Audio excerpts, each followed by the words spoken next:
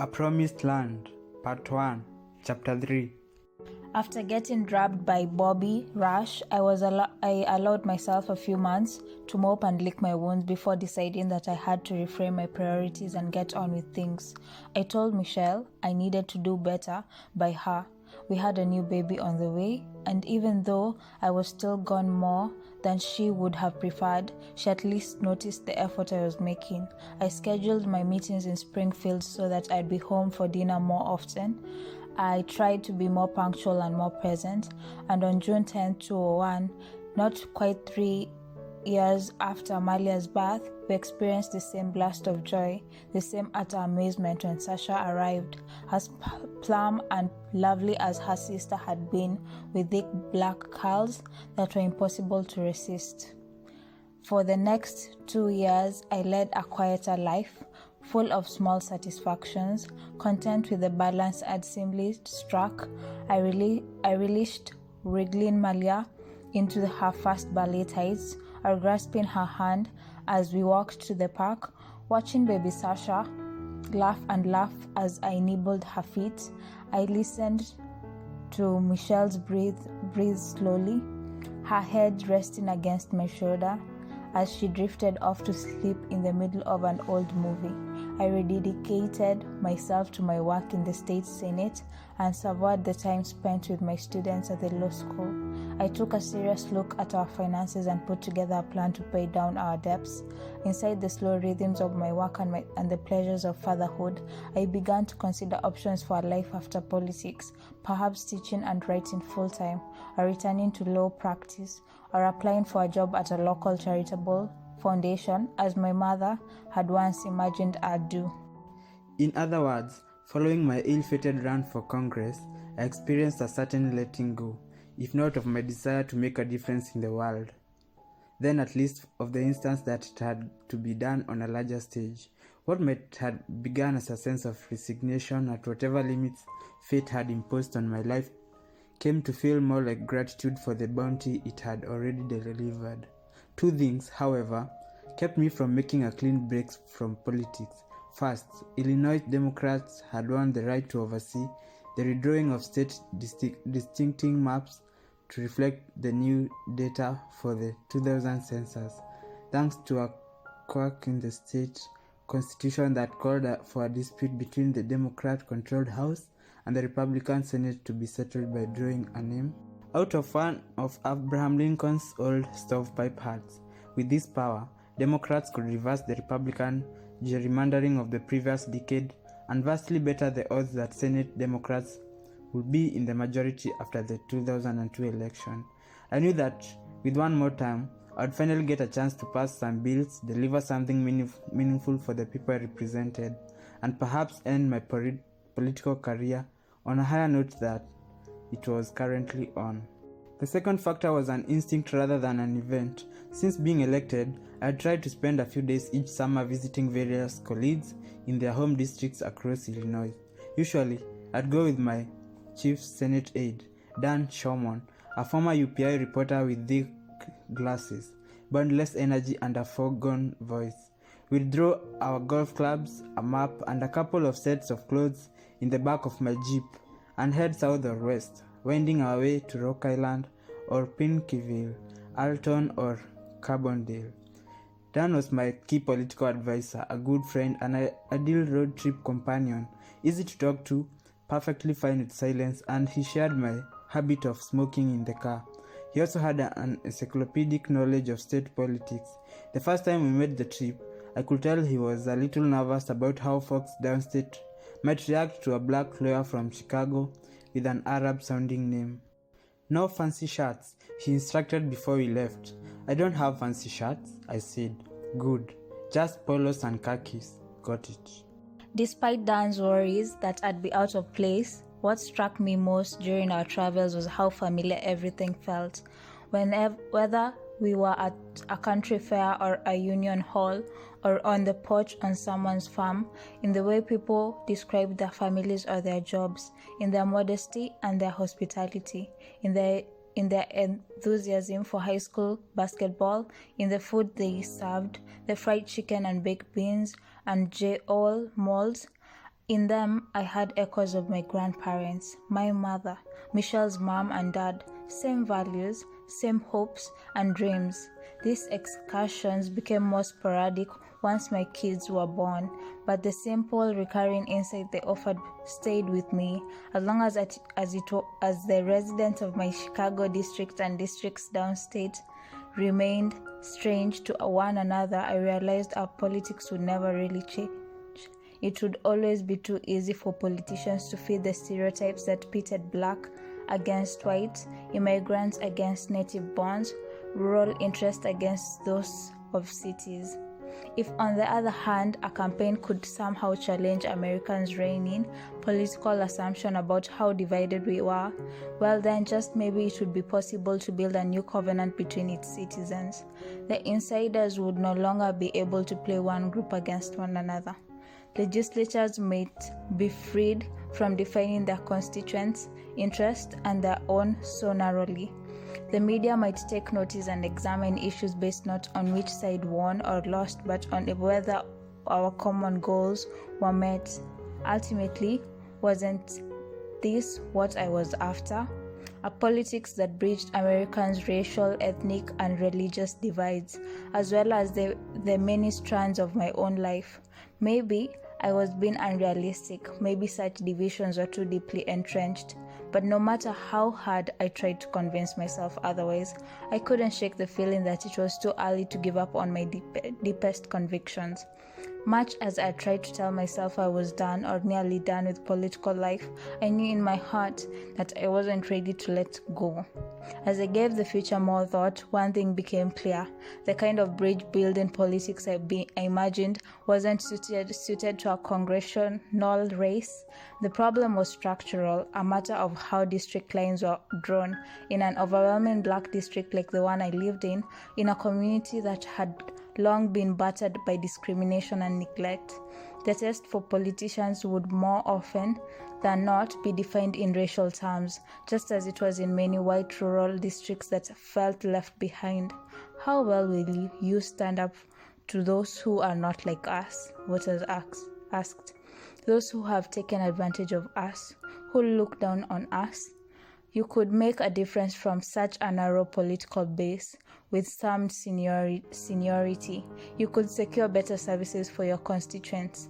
Bring a big project or two back to your home district, and by working with allies, try to influence the national debate. But that wouldn't be enough to lift the political constraint that made it so difficult to deliver healthcare for those who most needed it, and better schools for poor kids, or jobs where there were none. The same constraints that Bobby Rush labored under every day. To really shake things up, I realized I needed to speak to and for the widest possible audience, and the best way to do that was to run for a statewide office like, for example, the US Senate. When I think back now on the brashness, the sheer chutzpah of me wanting to launch a US Senate race, fresh as I was off a resounding defeat, it's not hard to admit the possibility that I was just desperate for another shot, like an alcoholic rationalizing one last drink. Except that's not how it felt. Instead, as I rolled the idea around in my head, I experienced a great clarity. Not so much that I would win, but that I could win, and that if I did win, I could have a big impact. I could see it, feel it, like running a back who spots an opening at the line of a scrimmage and knows that if he can get to that hole fast enough and break through, there will be nothing but open field between him and the end zone. Along with this clarity came a parallel realization: if I didn't pull it off, it would be time to leave politics, and so long as I had given it my best effort, I could do so without regret. Quietly, over the course of 2002, I began to test the proposition. Looking at the Illinois political campaign, I saw that the notion of a little-known black state legislator going to the US Senate wasn't totally far-fetched. Several African Americans had won statewide office before, including former US Senator Carol Moseley Brown, a talented but erratic politician whose victory had electrified the country before she was dinged up by a series of self-inflicted wounds involving financial ethics. Meanwhile, The Republican who had beaten her, Peter Fitzgerald, was a wealthy banker whose sharply conservative views had made him relatively unpopular across our increasingly democratic state. I began by talking to a trio of my state Senate poker buddies, Democrats Terry Link, Denny Jacobs, and Larry Walsh, to see whether they thought I could compete in the white working class and rural enclaves they represented. From what they had seen during my visit, they thought I could, and all agreed to support me if I ran. So did a number of white progressive elected officials along Chicago's lakefront, and a handful of independent Latino legislators as well. I asked Jesse Jr. if he had any interest in running, and he said no, adding that he was prepared to lend me his support. Congressman Danny Davis, the genial third black congressman in the Illinois delegation, signed on too. I could hardly fault Bobby Rush for being less enthusiastic. Most important was Emil Jones, now poised to be the state Senate president and hence one of the three most powerful politicians in Illinois. At a meeting in his office, I pointed out that not a single current US senator was African American, and that the policies that we had fought for together in Springfield really could use a champion in Washington. I added that if he were to help me get one of his own elected to the US Senate, it would surely gall some of the old guard white Republicans in Springfield who he felt had always sold him short, which was a rationale I think he particularly liked. With David Axelrod, I took a different tack. A media consultant who had previously been a journalist and whose clients included Harold Washington, former U.S. Senate Paul Simon, and Mayor Richard M. Daley. Axe had developed a national reputation for being smart, tough, and a skilled ad maker. I admired his work and knew that having him on board would lend me nascent campaign credibility, not just around the state but with national donors and pundits. I knew too that he'd be a tough sell. It's a reach, he said on the day we met for lunch at a River North bistro. Axe had been one of many who'd warned me against taking on Bobby Rush. Between hearty bites of his sandwich, he told me I couldn't afford a second loss, and he doubted a candidate whose name rhymed with Osama could get downstate votes. Plus, he had already been approached by at least two other likely Senate candidates, State Comptroller Dan Hines and multi-millionaire hedge fund manager, both of whom seemed in much stronger position to win. So taking me on as a client was likely to cost his firm a hefty sum. Wait till Rich Daley retires and then run for mayor, he concluded, wiping mustard off his mustache. It's the better bet. He was right, of course, but I wasn't playing the conventional odds, and in Axe, I sensed, beneath all the poll data and the strategy memos and taking points that were the tools of his trade, someone who saw himself as more than just a hired gun, someone who might be a kindred spirit. Rather than argue campaign mechanisms, I tried to appeal to his heart. Do you ever think about how JFK and Bobby Kennedy seemed to tap into what's best in people? I asked. I wonder how it must have felt to help LBJ pass the Voting Rights Act or FDR pass Social Security, knowing you'd made millions of people's lives better. Politics doesn't have to be what people think it is. It can be something more. Axe's imposing eyebrow went up as he scanned my face. It must have been clear that I wasn't just trying to convince him, I was convincing myself. A few weeks later, he called to say that after talking it over with his business partners and his wife, Susan, he decided to take me on as a client.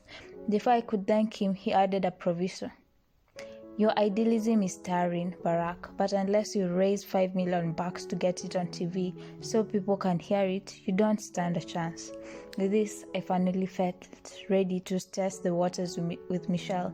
She was now working as the executive director for community affairs at the University of Chicago Hospital System, a job that gave her more flexibility but still required her to juggle high-level professionalism professionalism, responsibilities with coordinating the girls' play dates and school pickups. So I was a little bit surprised when instead of responding with a hell no, Barack, she suggested we talk it through with some of our closest friends, including Marty Nesbitt, a successful businessman whose wife, daughter, Dr. Anita Blanchard, had delivered both our girls, and Valerie Jarrett, a brilliant and well-connected attorney who had been Michelle's boss at the city planning department and become like an old sister to us.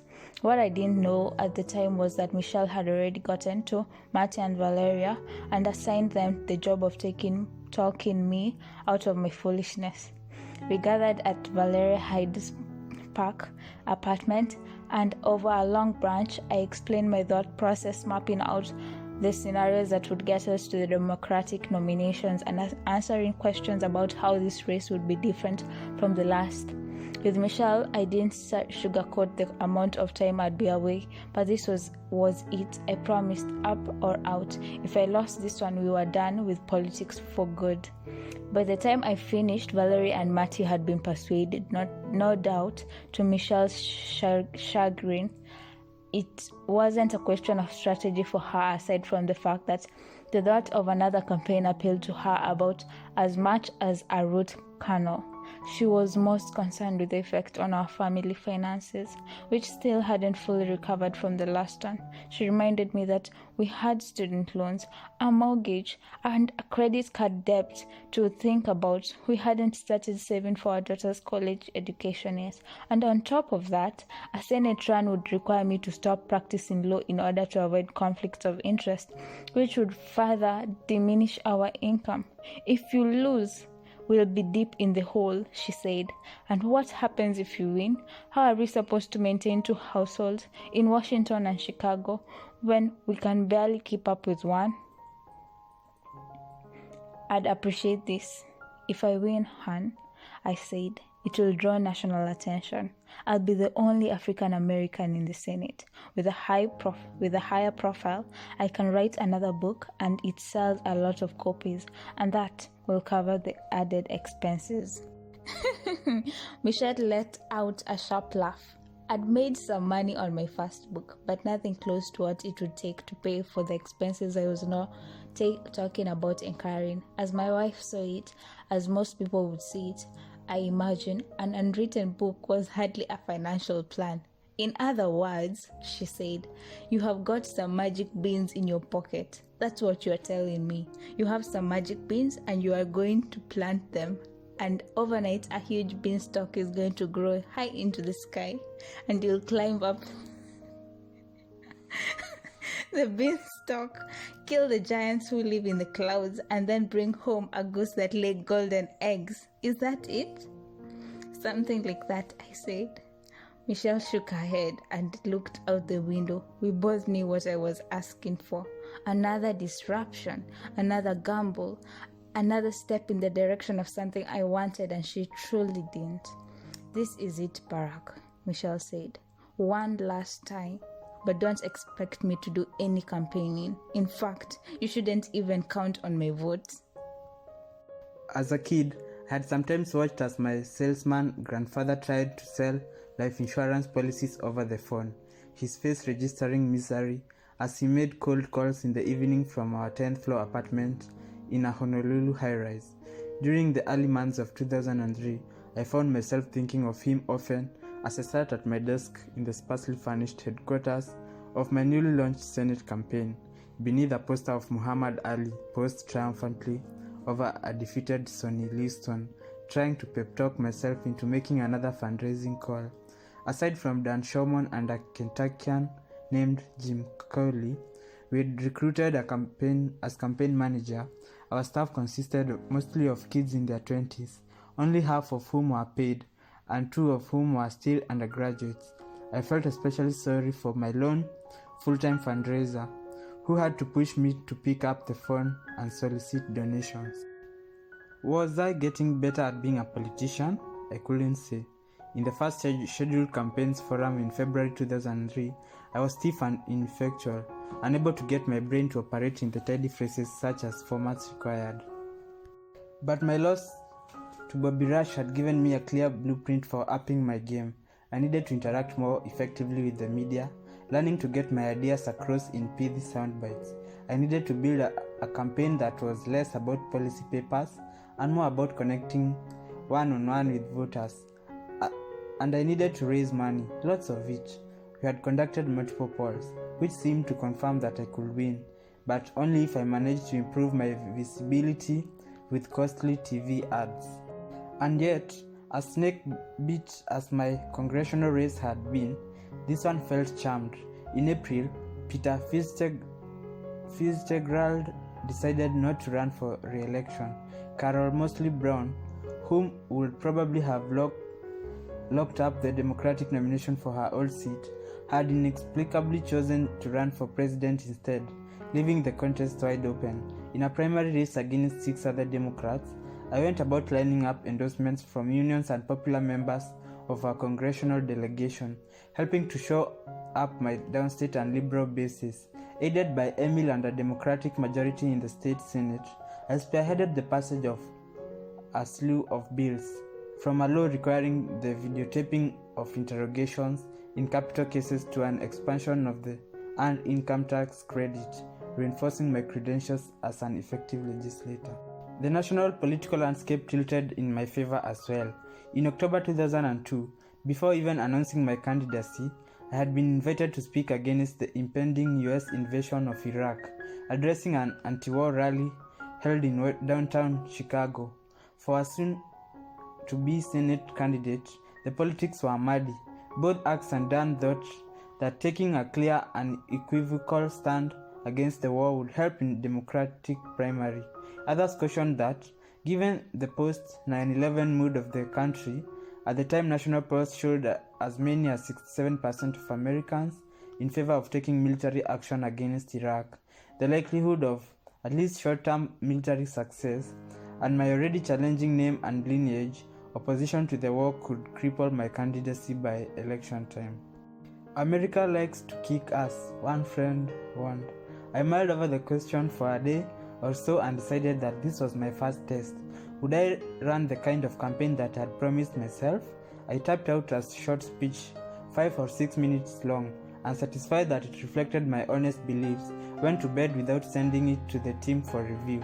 On the day of the rally, more than 1,000 people had gathered at Federal Plaza, with Jesse Jackson as the headliner. It was cold, the wind gusting.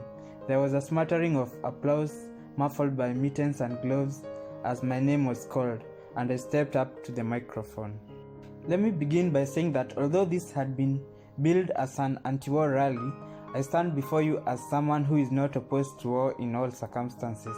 The crowd grew quiet, uncertain of where I was going. I described the blood spilled to preserve the Union and usher in a new birth of freedom, the pride I had in my grandfather volunteering to fight in the wake of Pearl Harbor, my support for our military actions in Afghanistan, and my own willingness to take up arms to prevent another 9/11. I don't oppose wars, I said. I don't oppose all wars, I said. What I'm opposed is a damn war. I went on to argue that Saddam Hussein posed no imminent threat to the United States or its neighbors, and that even a successful war against Iraq would require a US occupation of undetermined length and undetermined costs with undetermined consequences. I ended with the suggestion that if President Bush was looking for a fight, he should finish the job against Al-Qaeda, stop supporting repressive regimes, and win America off Middle Eastern oil. I took my seat. The crowd cheered. Leaving the plaza, I assumed my remarks would be more little than a footnote. News reports barely mentioned my presence at the rally. Only a few months after, a US-led military coalition began bombing Baghdad. Democrats started turning against the Iraq War. As casualties and chaos mounted, the press began asking questions that should have been posed from the outset. A groundswell of grassroots activism lifted a little-known Vermont Governor Howard Dean to challenge 2004 presidential candidates like John Kerry, who had voted in support of the war. The short speech I'd given at the anti-war rally suddenly looked persistent and began to circulate on the internet, my young staff had to explain to me what the hell blogs and MySpace had to do with the flood of new volunteers and grassroots donations we were suddenly getting. As a candidate, I was having fun. In Chicago, I spent Saturdays plunging into ethnic neighborhoods, Mexican, Italian, Indian, Polish, Greek, eating and dancing, marching in parades, kissing babies, and hugging grandmas. Suddenly, would find me in black churches. Sundays would find me in black churches, some of them modest storefronts wedged between nail salons and fast food joints, others expansive mega churches with parking lots the size of football fields. I hopscotched through the suburbs, from the leafy mansion-filled North Shore to towns just south and west of the city, where poverty and abandoned buildings made some of them indistinguishable from Chicago's roughest neighborhoods. Every couple of weeks, I'd headed downstate, sometimes driving myself, but more often traveling with Jeremiah Posedel or Anita Decker, the two talented staffers running my operations there. Talking to voters in the early days of the campaign, I tended to address the issues I was running on, ending tax breaks for companies that were moving jobs overseas, or promoting renewable energy, or making it easier for kids to afford college. I explained why I had opposed the war in Iraq, acknowledging the remarkable service of our soldiers, but not questioning why we had started a new war when we hadn't finished the one in Afghanistan while Osama bin Laden was still at large. Over time, though, I focused more on listening, and the more I listened, the more people opened up. They tell me about how it felt to be laid off after a lifetime of work, or what it was like to have your home foreclosed upon, or to have to sell the family farm. They tell me about not being able to afford health insurance, and how sometimes they broke the pills for their doctors prescribed in half, hoping to make their medicine last longer. They spoke of the young people moving away because there were no good jobs in their town, or others having to drop out of college just short of graduation because they couldn't cover the tuition. My stump speech became less a series of positions and more a chronicle of these disparate voices, a chorus of Americans from every corner of the state. Here's the thing, I would say. Most people, where they're from, whatever they look like, are looking for the same thing. They are not trying to get filthy rich. They don't expect someone else to do what they can do for themselves, but they do expect that if they are willing to work, they should be able to find a job that supports a family. They expect that they shouldn't go bankrupt just because they get sick. They expect that their children should be able to get a good education, one that prepares them for this new economy. And they should be able to afford college if they have put in the effort. They want to be safe from criminals or terrorists, and they figure that after a lifetime of work, they should be able to retire with dignity and respect. That's about it. It's not a lot. And although they don't expect government to solve all their problems, they do know deep in their bones that with just a slight change in priorities, government could help. The room would be quiet, and I'll take a few questions. When a meeting was over, people lined up to shake my hand, pick up some campaign literature, or talk to Jeremiah, Anita, or a local campaign volunteer about how they could get involved. And I drive on to the next town, knowing that the story I was telling was true, convinced that this campaign was no longer about me, and that I had become a mere conduit through which people might recognize the value of their own stories, their own worth, and share them with one another. Whether in sports or politics, it's hard to understand the precise nature of momentum. But by the beginning of 2004, we had it. Axe had us shoot 2 television ads. The first had me speaking directly to the camera, ending with the tagline, "Yes, we can." I thought this was corny, but Axe immediately appealed to a higher power, showing it to Michelle, who deemed it not corny at all. The second featured Sheila Simon, daughter of the state's beloved former Senator Paul Simon, who had died following heart surgery days before he had planned to publicly endorse me. we released the ads just 4 weeks before the primaries. In short order, my support almost doubled. When the state's 5 largest newspapers endorsed me, Axe recut the ads to highlight it, explaining that black candidates tended to benefit more than white candidates from the validation.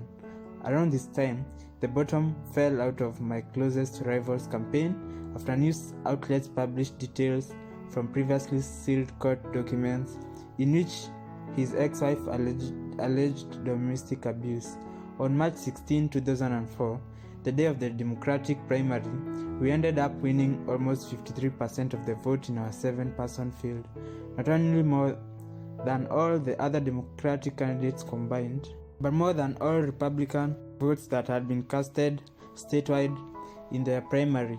I remember only 2 moments from that night: the delighted squeals from our daughters, with maybe a little fear mixed in for 2-year-old Sasha, when all the confetti guns went off at the victory party, and an ebullient Axelrod telling me that I had won all but one of the majority white wards in Chicago, which had once served as the epicenter of racial resistance to Harold Washington. "Harold smiling down on us tonight," he said.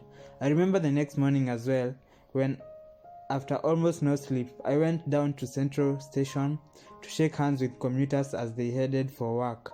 A gentle snow had begun to fall, the flakes thick as flower petals, and as people recognized me and shook my hand, they all seemed to wear the same smile, as if we had done something surprising together. Being shot from a cannon was how Axe would describe the next few months, and that's exactly how it felt. Our campaign became national news overnight, with networks calling for interviews and elected officials from around the country phoning with congratulations. It wasn't just that we had won, or even the unexpectedly large margin of our victory. What interested observers was the way we had won, with votes from all demographics, including from southern and rural white counties. Pundits speculated on what my campaign said about the state of American race relations, and because of my early opposition to the Iraqi war, which it might say about where the Democratic Party was headed, my campaign didn't have the luxury of celebration. We just scrambled to keep up. We brought on additional, more experienced staff, including Communications Director Robert Gibbs, a tough, quick-witted Alabaman who had worked on the Kerry campaign, while polls showed me with a nearly 20-point lead over my Republican opponent, Jack Ryan. His resume made me cautious about taking anything for granted. He was a Goldman Sachs banker who had quit to teach at a parochial school serving disadvantaged kids, and whose matinee idol looks sanded the edges of his very conventional Republican platform.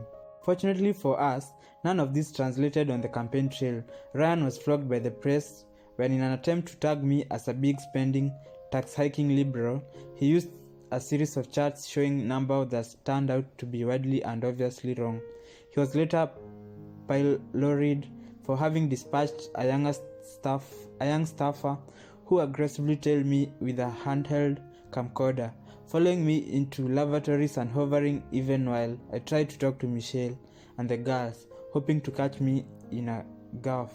The final blow came when the press got hold of sealed records from Ryan's divorce, in which his ex-wife alleged that he had pressured her to visit sex clubs and tried to coerce her into having sex in front of strangers. Within a week, Ryan withdrew from the race.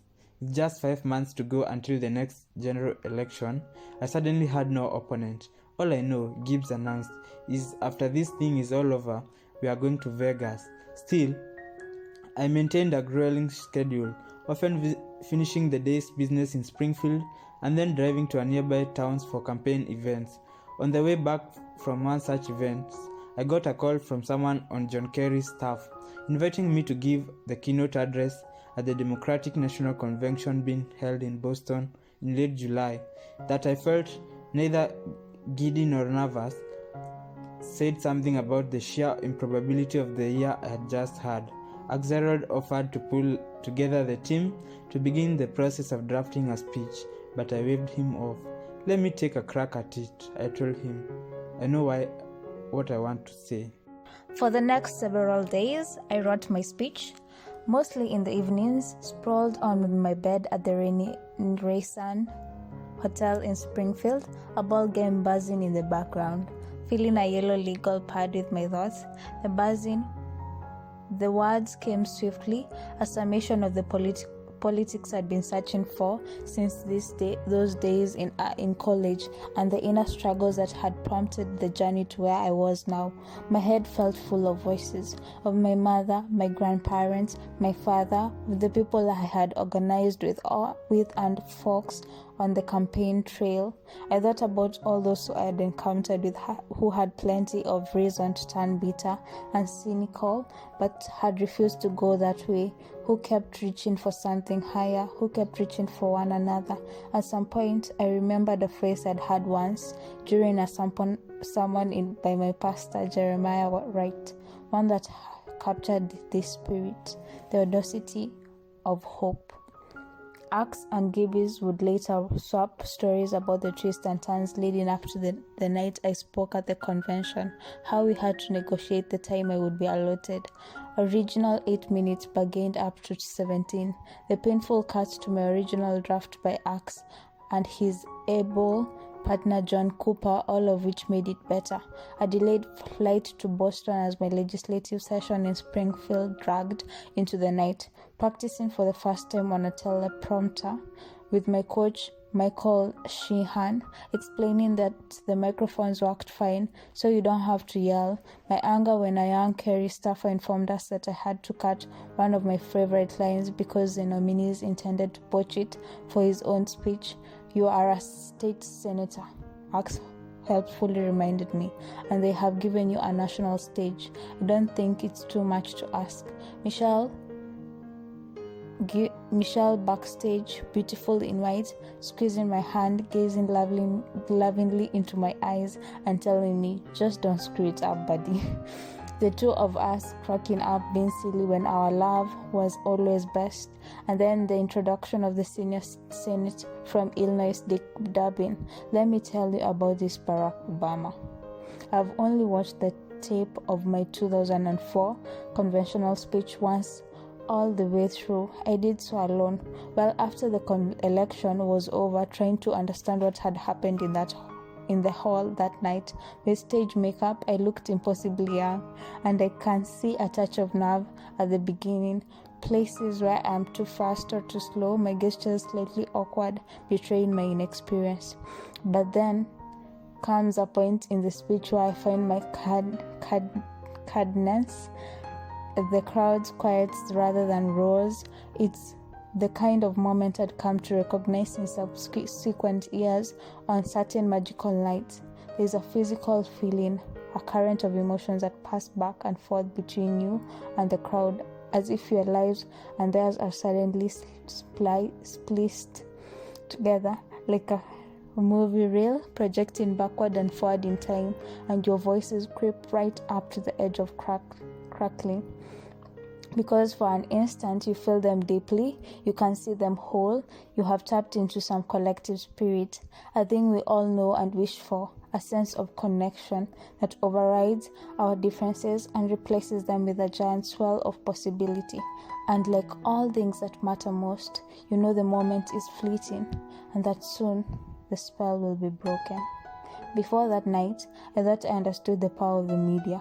I'd seen how Herald's ads had catapulted me into a lead in the primary, how strangers would suddenly honk and wave from their cars, or how children would rush up to me on the streets and say with great seriousness, "I saw you on TV." But this was exposure of a different magnitude, an unfiltered live transmission to millions of people, with clips cycled to millions more via cable news shows and across the internet.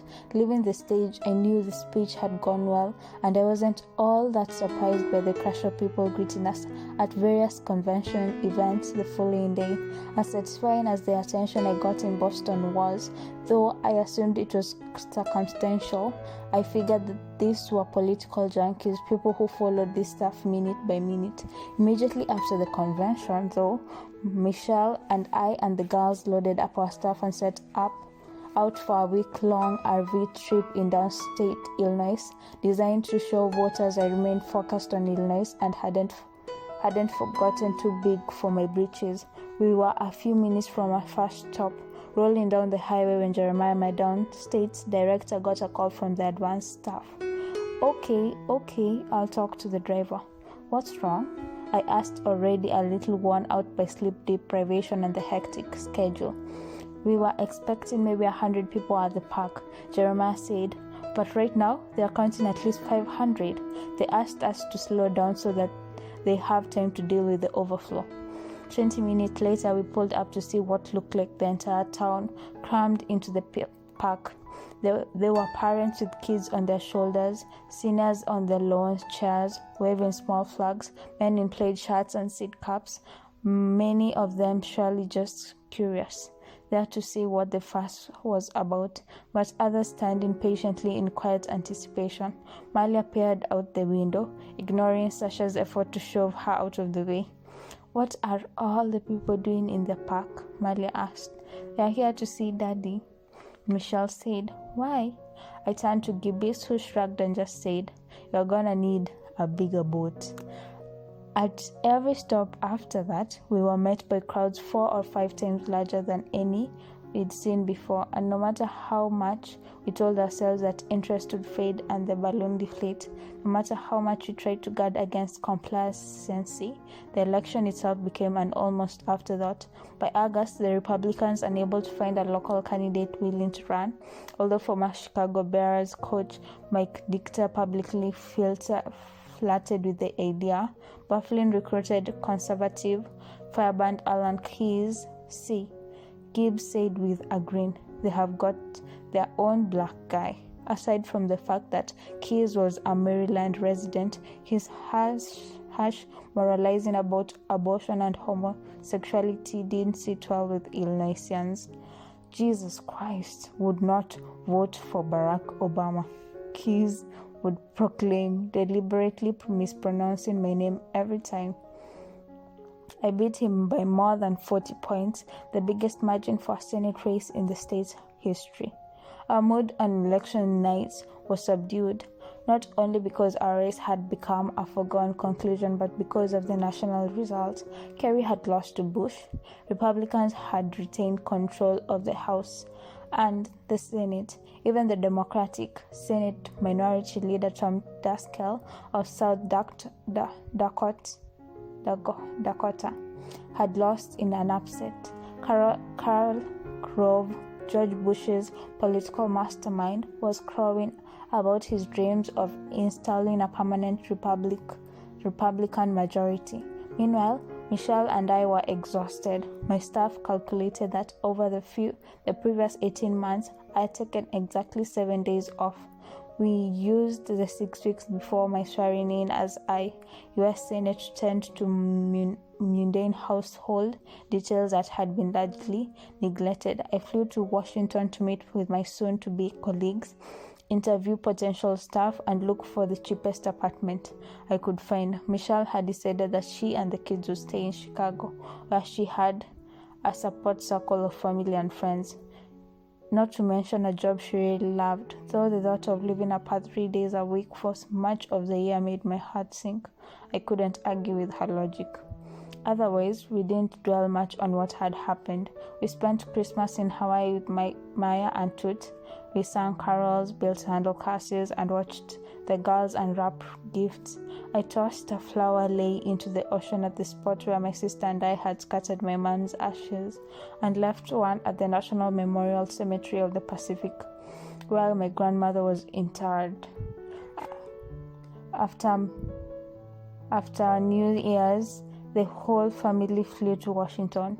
The night before my swearing in, Michelle was in the bedroom of our hotel suite, getting ready for a welcome dinner for new members of the Senate, when I got a call from a book editor. The convention speech had lifted the reissued book, which had been out of print for years, to the top of the bestseller list. She was calling to congratulate me on its success and the fact that we had a deal for a new book. this time with an eye pop in advance. I thanked her and hung up just as Michelle came out of the bedroom in a shimmering formal dress. You look so pretty, Mommy, Sasha said. Michelle did a 12 for the girls. Okay, you guys behave yourself, I said, kissing them before saying goodbye to Michelle's mother, who was babysitting that night. We headed down the hall towards the elevator when suddenly Michelle stopped. Forget something? I asked. She looked at me and shook her head, incredulous. I can't believe we actually pulled this whole thing off. The campaign, the book, all of it. I nodded and kissed her forehead. Magic beans, baby, magic beans. Typically, the biggest challenge for a freshman senator in Washington is getting people to pay attention to anything you do. I ended up having the opposite problem. Relative to my actual status as an incoming senator, the hype that surrounded me had grown comical. Reporters routinely pressed me on my plans, most often asking if I intended to run for president. When on the day I was sworn in, a reporter asked, "What do you consider your place in history?" I laughed, explaining that I had just arrived in Washington, was ranked 99th in seniority, had yet to cast a vote, and didn't know where the restrooms were in the Capitol. I wasn't being coy. Running for the Senate had felt like a reach as it was. I was glad to be there, and eager to get started on the work. To counteract any inflated expectations, my team and I looked to the example set by Hillary Clinton, who had entered the Senate 4 years earlier to a lot of fanfare and had gone on to develop a reputation for diligence, substance, and attention to her constituents. To be a workhorse, not a show horse. That was my goal. No one was temperamentally more suited to implement such a strategy than my new chief of staff, Pete Rose. Almost 60 years old, graying and built like a panda bear, Pete had worked on Capitol Hill for nearly 30 years. His experience most recently as chief of staff to Tom Daschle and his wide-ranging relationships around town led people to fondly refer to him as the 101st senator. Contrary to the stereotype of Washington political operatives, Pete was allergic to the spotlight, and beneath a droll, gruff exterior, he was almost shy, which helped explain his long-term bachelorhood and doting affection for his cats. It had required considerable effort to convince Pete to take on the job of setting up my rookie office.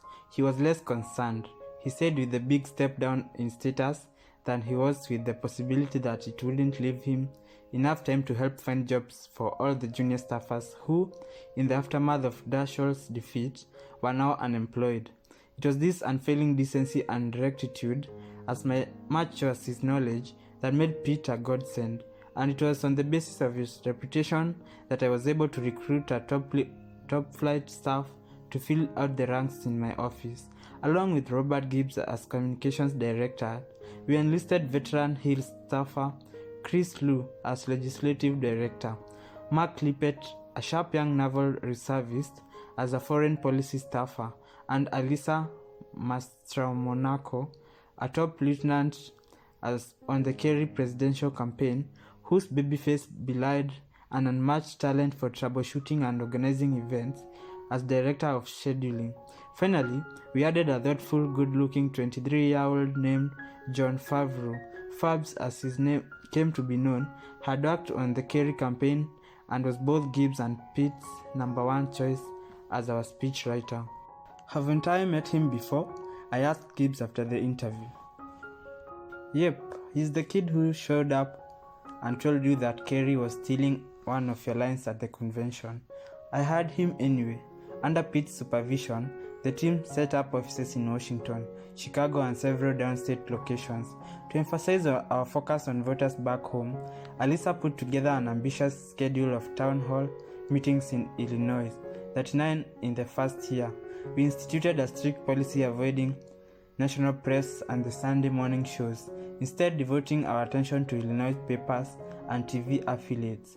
Most important, Pete worked out an elaborate system for handling mail and constituent requests, spending hours with young staffers and interns who worked in the correspondence office, obsessively editing their responses and making sure they were familiar with all federal agencies that dealt with social security checks, discounted veterans benefits, or loans from the Small Business Administration. People may not like your votes, Pete said, but they'll never accuse you of not answering your mail. With the office in good hands, I could dedicate most of my time to studying the issues and getting to know my fellow senators. My task was made easier by the generosity of Illinois Senior Senator Dick Durbin, a friend and disciple of Paul Simons, and one of the most gifted debaters in the Senate. In a culture of big egos, where senators generally didn't take kind of to a junior partner soaking up more press than them, Dick was unfailingly helpful. He introduced me around the Senate chambers, insisted that his staff share credit with us on various Illinois projects, and maintained his patience and good humor. When, at the Thursday morning constituent breakfasts we jointly hosted, visitors spent much of the time asking me for pictures and autographs. The same could be said for Harry Reid, the new Democratic leader. Harry's path to the Senate had been at least as unlikely as mine. Born dirt poor in the small town of Searchlight, Nevada, to a miner and a laundress, he spent his early years in a shack without indoor plumbing or a telephone. Somehow, he scratched and clawed up his way into college and then George Washington University Law School, working as a uniformed United States Capitol Police officer between classes to help pay his way. And he was the first to tell you that he had never lost that chip on his shoulder. You know, Barack, I boxed when I was a kid, he said in his whispery voice the first time we met. And gosh, I wasn't a great athlete. I wasn't big and strong, but had two things going for me. I could take a punch, and I didn't give up. That sense of overcoming long odds probably explained why, despite our differences in age and experience, Harry and I hit it off. He wasn't one to show much emotion, and in fact had a disconcerting habit of forgoing the normal niceties in any conversation, especially on the phone. You might find yourself in mid-sentence only to discover he had already hung up. But much as Emil Jones had done in the state legislature, Harry went out his way to look out for me when it came to committee assignments and kept me apprised of Senate business, regardless of my lowly rank. In fact, such collegiality seemed to be the norm. The old bulls of the Senate, Ted Kennedy and Orrin Hart, John Warner and Robert Byrd, Dan Inouye and Ted Stevens, all maintained friendships across the aisle, operating with an easy intimacy that I found typical of the greatest generation. The younger senators socialized less and brought with them the sharper ideological edge that had come to characterize the House of Representatives after the Gingrich era. But even with the most conservative members, I often found common ground. Oklahoma's Tom Coburn, for example, a devout Christian and unyielding skeptic of government spending, would become a sincere and thoughtful friend. Our staffs working together on measures to increase transparency and reduce waste in government contracting. In many ways, my first year in the Senate felt a bit like a reprise of my early years in Illinois legislature. Though the stakes were higher, the spotlight brighter, and the lobbyists more skilled at wrapping their clients' interest in the garb of grand principles, unlike the state legislature where my many members were content to keep their heads down, often not knowing what the hell was going on. My new colleagues were well briefed and not shy with their opinions, which caused committee meetings to drag on interminably and made me far more sympathetic to those who'd suffered through my own verbosity in law school and Springfield. In the minority, my fellow Democrats and I had little to say on which bills emerged from committee and got a vote on the Senate floor. We watched as Republicans put forward budgets that underfunded education or watered down environmental safeguards, feeling helpless beyond the declamations we made before a largely empty chamber and the unblinking eye of C-SPAN. Repeatedly, we organized over votes that were not designed to advance a policy so much as to undermine the Democrats and provide fodder for upcoming campaigns. Just as I had in Illinois, I tried to do what I could to influence policy at the margin, pushing modest non-partisan measures, funding to safeguard against a pandemic outbreaks, say, or the restoration of benefits to a class of Illinois veterans. As frustrating as certain aspects of the Senate could be, I didn't really mind its slower pace. As one of its youngest members and with a 70% approval rating back in Illinois, I knew I could afford to be patient. At some point, I thought I'd consider running for governor or yes, even president, steered by the belief that an executive position would give me a better chance to set an agenda. But for now, 43-year-old and just sitting out of the national scene, I figured I had all the time in the world. My mood was further buoyed by improvements on the home front, barring bad weather. The commute from DC to Chicago took no longer than the trip to and from Springfield. And once I was home, I wasn't as busy or distracted as I'd been during the campaign or while juggling 3 jobs, leaving me more time to shuttle Sasha to dance class on Saturdays or read a chapter of Harry Potter to Malia before I tucked her into bed. Our improved finances also relieved a whole lot of stress. We bought a new house, a big, handsome Georgian across from a synagogue in Kenwood. For a modest price, a young family friend and aspiring chef named Sam Cass agreed to do grocery shopping and cook healthy meals that could stretch through the week. Mike Signator, a retired Commonwealth Edison manager who had served as a volunteer during the campaign, chose to stay as my part-time driver, practically becoming a member of our family. Most important, with the financial backstop we now could provide, my mother-in-law Marianne agreed to reduce her hours at work and help look after the girls. Wise, funny, still young enough to chase after a 4 and 7-year-old, she made everyone's life easier. She also happened to love her son-in-law and would rise to my defenses whenever I was late, messy, or otherwise not up to scratch. The additional help gave me and Michelle that extra bit of time together we'd been missing for too long. We'd laugh more, remind us once again that we were each other's best friends. Beyond that, though, what surprised us both was how little we felt changed by our new circumstances. We continued to be home buddies, shying away from glitzy parties and career-advancing soyas because we didn't want to give up evenings with the girls, because we felt silly getting goosed up too often, and because Michelle, a perennial early riser, got sleepy after 10 o'clock. Instead, we spent weekends as we always did, me playing basketball or taking Malia and Sasha to a nearby pool, Michelle running errands at Target and organizing playdates for the girls. We had dinners or afternoon barbecues with family, our tight circle of friends, especially Valerie, Matty, Anita and Eric, and Cheryl Whitaker, a pair of doctors whose children were the same ages as ours, along with Kay and Wellington Wilson, affectionately known as Mama Kay and Papa Wellington, an older couple. He was a retired community college administrator.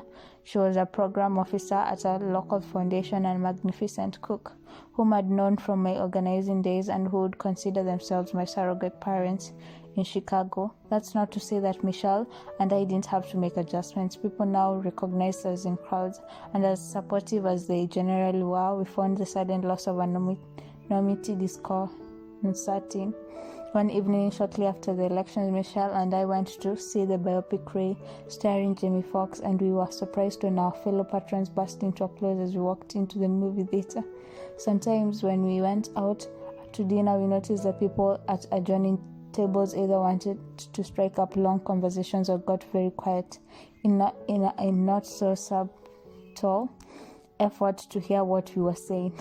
The girls noticed too as well. One day during my first summer as a senator, I decided to take Malia and Sasha to the Lincoln Park Zoo. My signator warned me that the crowds on a beautiful Sunday afternoon might be a little bit overwhelming, but I insisted we make the trip, confident that sunglasses and a baseball cap would shield me from any attention. And for the first half hour or so, everything went according to plan. We visited the lions prowling behind the glass in the big cat house, and we made funny faces at the great apes, all without a disturbance. Then, as we stopped to look at the visitor's guide for direction to the sea lions, we heard a man shout, "Obama!" Hey, oh, look, it's Obama. Hey, Obama, can I take a picture with you? The next thing I knew, we were all surrounded by families, people reaching for a handshake or an autograph, parents arranging their kids next to me for a photo. I signaled to Mike to take the girls to see the sea lions without me.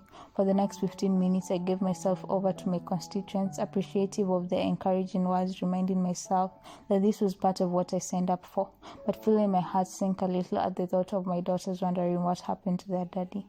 I finally rejoined my kids, and Mike suggested we leave the zoo and find a quiet place to get ice cream instead. As we drove, Mike stayed mercifully quiet. The girls not so much. I think you need an alias, Malia declared from the back seat. What's an alias? Sasha asked. It's a fake name you use when you don't want people to know who you are. Malia explained, like Johnny, McJohn, John. Sasha giggled. Yeah, Daddy, you should be Johnny McJohn John. And you need to disguise your voice, Malia added. People recognize it. You have to talk with a higher note, higher voice, and faster. Daddy, talk so slow, Sasha said. Come on, Daddy, Malia said. Try it. She shifted into the highest pitched, fastest voice she could master, saying, Hi, I'm Johnny McJohn John. Unable to contain himself, Mike burst out laughing. Later, when we got home, Malia proudly explained her scheme to Michelle, who patted her on the head. That's a great idea, honey, she said, but the only way for Daddy to disguise himself is if he has an operation to pink back his ears. One feature of the Senate that excited me was the ability it gave me to influence foreign policy, something that the state legislature didn't afford. Since college, I had been particularly interested in nuclear issues, and so even before my swearing in, I had written to Dick Lagar, the chair of the Foreign Relations Committee, whose signature issue was nuclear non-proliferation, to let him know that I hoped to work with him. Dick's response was enthusiastic. A Republican from Indiana and a 28-year veteran of the Senate, he was reliably conservative on domestic issues like taxes and abortion, but on foreign policy, he reflected the prudent, internationalist impulses that had long guided mainstream Republicans like George H.W. Bush. In 1991, shortly after the breakup of the Soviet Union, Dick had teamed up with Democrat Sam Nunn to design and pass legislation that allowed America to aid Russia and the former Soviet states in securing and deactivating weapons of mass destruction.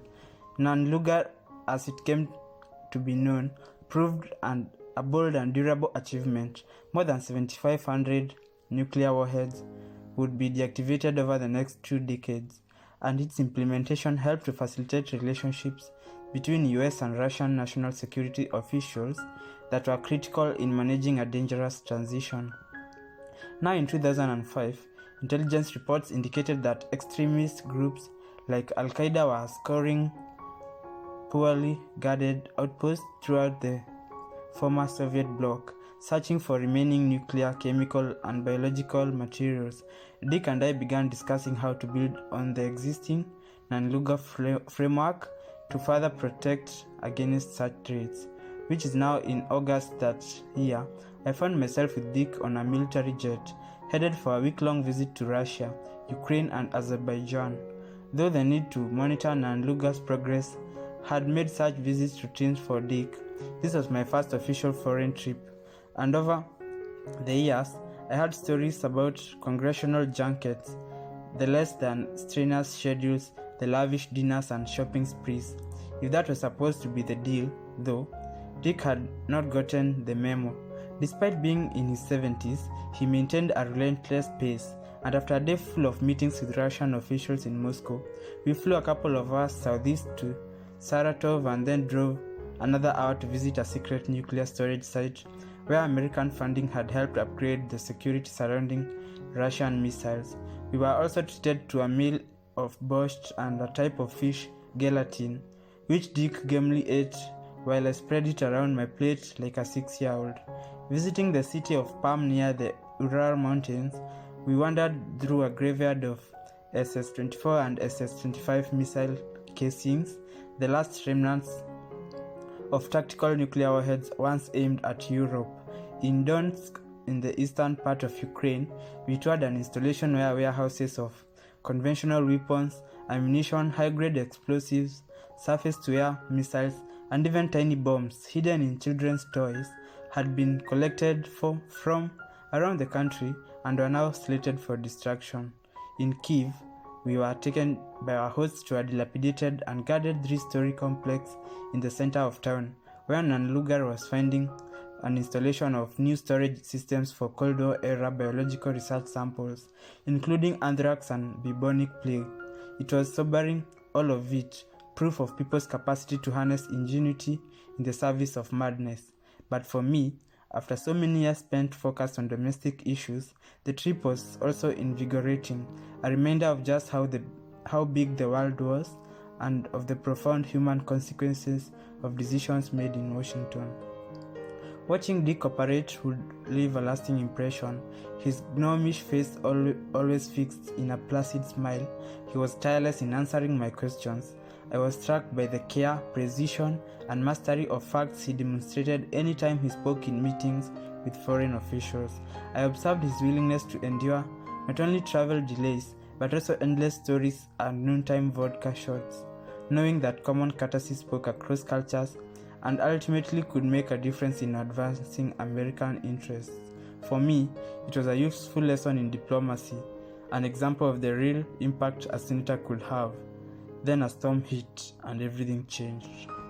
Over the course of the week, I'd spent traveling with Dick. A tropical weather system that had formed over the Bahamas crossed Florida and deposited itself in the Gulf of Mexico, picking up energy over the warmer waters and aiming itself ominously at the southern shores of the United States.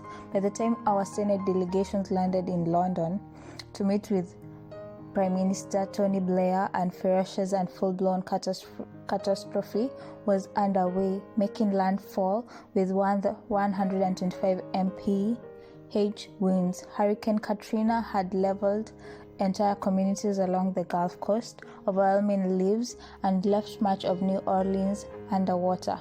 I stayed up half the night watching the news coverage, stunned by the murky primordial nightmare washing across the television screen.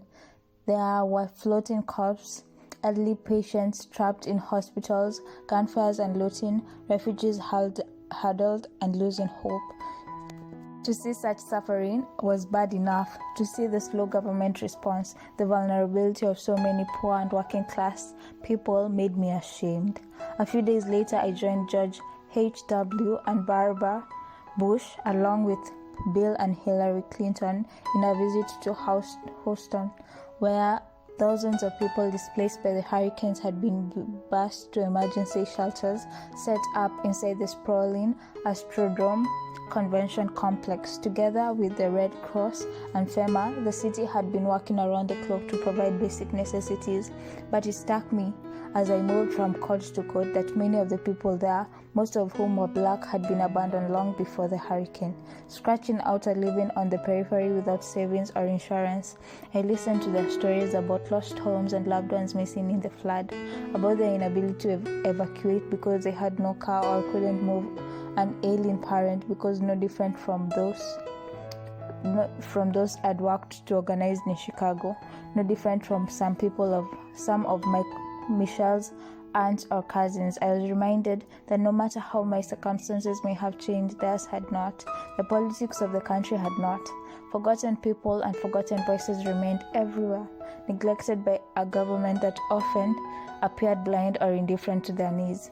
I felt the hardship as a rebuke, and as the only African American in the Senate, I decided it was time to end my moratorium on national media appearances. I hit the network news shows, arguing that while I didn't believe racism was the reason for the botched response to the Katrina disaster, it did speak to how little the ruling party and America as a whole had invested in tackling the isolation, intergenerational poverty, and lack of opportunities that persisted in the large swath of the country. Back in Washington, I worked I worked with my colleague drafting plans to help rebuild the Gulf region as part of the Homeland Security and Governmental Affairs Committee. But life in the Senate felt different. How many years in that chamber would it take to actually make a difference in the lives of the people I had met in Houston? How many committees, hearings, failed amendments, and budget provisions negotiated with a reclarian chairman would be required to offset the misguided action of a single FEMA director, Environmental Protection Agency functionary, or Department of Labor appointee? Such feelings of impatience were compounded when a few months later I joined a small congregational delegation on a visit to Iraq. Nearly 3 years after the US-led invasion, the administration could no longer deny the disaster the war had become. In disbanding the Iraq military and allowing the Shiite majority to aggressively remove large numbers of Sunni Muslims from government positions, US officials had created a situation that was chaotic and increasingly perilous. A bloody sectarian conflict marked by escalating suicide assaults, roadside explosions, and a car bomb detonating on crowded market streets. Our group visited U.S. military bases in Baghdad, Fallujah, and Kirkuk, and from the Black Hawks helicopters that carried us, the entire country looked exhausted. The cities pockmarked by mortar fires, the roads eerily quiet, the landscape coated with dust. At each stop, we met commanders and troops who were smart and courageous, driven by their convictions that with the right amount of military support, technical training, and elbow grace, Iraq would someday turn the corner. But my conversations with the journalist and with a handful of high-ranking Iraq officials told a different story. Wicked spirits had been unleashed, they said, with the killings and the reprisal between Sunnis and Shiites, making the prospect of reconciliation distant, if not unattainable. The only thing holding the country together appeared to be thousands of young soldiers and Marines we'd deployed, many of them barely out of high school. More than 2,000 of them had been killed already, and many thousand more injured. It seemed clear that the longer the war dragged on, the more our troops would become targets of an enemy they often could not see and did not understand.